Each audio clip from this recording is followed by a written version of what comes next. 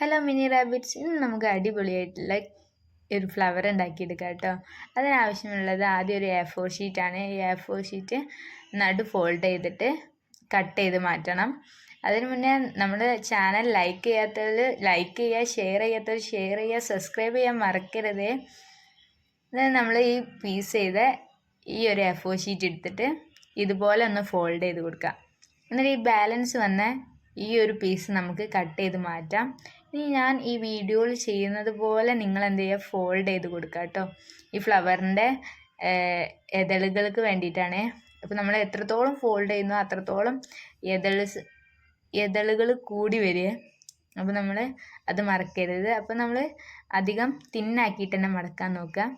എന്നിട്ട് നമ്മളൊരു റൗണ്ട് ഷേപ്പിൽ കൊടുക്കുക കേട്ടോ. എതളിന് വേണ്ടിയിട്ടാണ്. നിങ്ങൾക്ക് എതളിങ്ങി കോൺ രീതിയിലാണ് വേണ്ടത് വെച്ചാൽ അങ്ങനെ ചെയ്യാം. നിങ്ങൾ ഇഷ്ടം പോലെ ചെയ്യാം കേട്ടോ. അതൊക്കെ അവനവൻ്റെ താല്പര്യത്തിനനുസരിച്ചാണ്. ഇപ്പോൾ ഞാൻ തുറന്നപ്പോൾ ശരിക്കും എനിക്ക് വട്ടാൻ കറക്റ്റായി കിട്ടിയില്ല. അപ്പോൾ ഞാൻ തിരിച്ച് മടക്കിയിട്ട് ഇതുപോലെ ഒന്ന് ഒന്നുകൂടെ ഒന്ന് ഷേപ്പ് ചെയ്ത് കൊടുക്കുകയാണ്.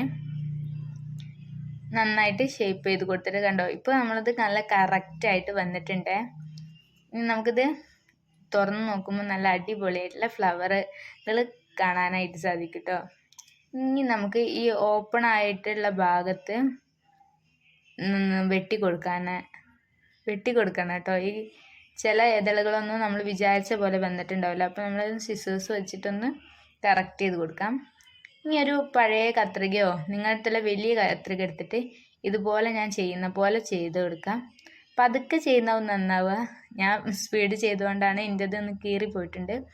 അപ്പോൾ നിങ്ങൾ സ്പീഡ് ചെയ്യാതിരിക്കുക കേട്ടോ. അപ്പോൾ ഇതുപോലെ കീറും. സ്പീഡ് ചെയ്താൽ വേറെ ഒന്നും സംഭവിക്കില്ല. അപ്പോൾ നിങ്ങൾ പതുക്കെ ചെയ്യുക കേട്ടോ.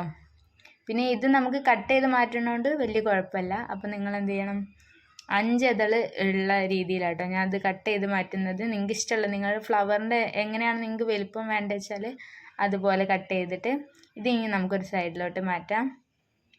ഇനി നമുക്കൊരു യെല്ലോ A4 എടുത്തിട്ട് ഒരു 2 ഇഞ്ച് വലുപ്പത്തിൽ നമുക്കൊന്ന് കട്ട് ചെയ്തെടുക്കാം കേട്ടോ. നിങ്ങൾക്ക് ഇഷ്ടമുള്ള ഇഞ്ചിലെടുക്കാം കേട്ടോ. എന്നിട്ട് ഇതുപോലെ നടു ഫോൾഡ് ചെയ്ത് മടക്കാം. എന്നിട്ട് ഞാൻ ചെയ്യുന്ന പോലെ ഈ കത്രിക വെച്ചിട്ട് ചെറുതായിട്ടൊന്ന് കട്ട് ചെയ്ത് കൊടുക്കാം. കുറച്ച് ഗ്യാപ്പ് ഇടണം കേട്ടോ. ഒരു സെൻറ്റിമീറ്റർ ഗ്യാപ്പ് ഇട്ടിട്ടേ ചെയ്യാവൂ.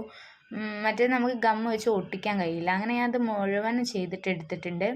ഇനി ഇതുപോലെ നൂർത്തി കൊടുക്കാം. എന്നിട്ട് നമ്മൾ ഓപ്പോസിറ്റ് രീതിയിലാട്ടോ ഗമ്മ് തേക്കേണ്ടത്, അത് മറക്കരുത്. ഇങ്ങനെ ഓപ്പോസിറ്റ് രീതിയിൽ നമുക്ക് കുറച്ച് ഗമ്മ് ഇങ്ങനെ തേച്ചിട്ട് കൊടുക്കാം. നന്നായിട്ട് ഒട്ടിച്ചിട്ടെടുക്കാം കേട്ടോ. ഒട്ടിക്കുമ്പോൾ നല്ല പശ തന്നെ എടുക്കാൻ നോക്കുക കേട്ടോ. ഒട്ടാത്ത പശ, ഇതിപ്പോൾ ഞാനെടുത്തത് ഒട്ടുന്നില്ല.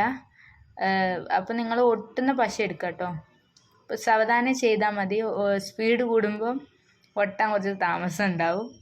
അപ്പോൾ നമുക്കിതുപോലെ റൗണ്ടായിട്ട് ഫോൾഡ് ചെയ്ത് കൊടുക്കാം കേട്ടോ. നടുവിലേക്ക് ഗമ്മ് തേച്ചിട്ട് ഫോൾഡ് ചെയ്യാൻ മറക്കരുത്. ഇങ്ങനെ നന്നായിട്ട് ഗമ്മ് തേച്ചിട്ട് ഫോൾഡ് ചെയ്യാം.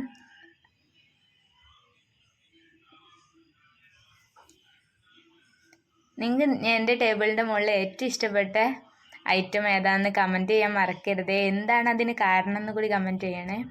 അങ്ങനെ നമ്മളിത് ഫുള്ളായിട്ട് ഒന്ന് ചുറ്റിച്ചെടുത്തിട്ടുണ്ട്. ഇനി നമുക്കിതൊന്ന് കൈ വെച്ചിട്ടൊന്ന് വിടർത്തി കൊടുക്കാം കേട്ടോ. ഇനി നമ്മൾ ആദ്യം ഉണ്ടാക്കിയെടുത്തത് ഒന്ന് ഒട്ടിച്ചെടുക്കാം ഫ്ലവർ. എന്നിട്ട് ഇതിൻ്റെ നടുവിലേക്കാണ് ഇത് ഫിറ്റ് ചെയ്യേണ്ടത് കേട്ടോ. അപ്പോൾ നമ്മൾ ഇതുപോലെ ഒന്ന് ഗമ്മ് തേച്ചിട്ട് നന്നായിട്ട് ഒട്ടിച്ചെടുക്കുകയാണ്. ഇതിൻ്റെ നടുവിലേക്ക് നമ്മൾ ഗമ്മ് വെച്ചിട്ട് ഈ ഒരു ഫ്ലവറിനെ ഒട്ടിച്ചെടുക്കണം. ബ്ലൂ ഗൺ ഉണ്ടെങ്കിൽ ഏറ്റവും ബെറ്റർ ബ്ലൂ ഗണ്ണാണ് കേട്ടോ. ഈ പശേനെക്കാട്ടും പെട്ടെന്ന് നിൽക്കുക ബ്ലൂ ഗണ്ണാവും. അപ്പോൾ നിങ്ങളുടെ അടുത്ത് ഉള്ളത് ഏതാ വെച്ചാൽ അതുപോലെ ചെയ്യാം. അപ്പോൾ നമുക്ക് നല്ല അടിപൊളിയായിട്ടുള്ള ഇത് കിട്ടും. നിങ്ങൾക്ക് ഇനി അടുത്തത് ഏതാണോ വേണ്ടത് കമൻറ്റ് ചെയ്യാം.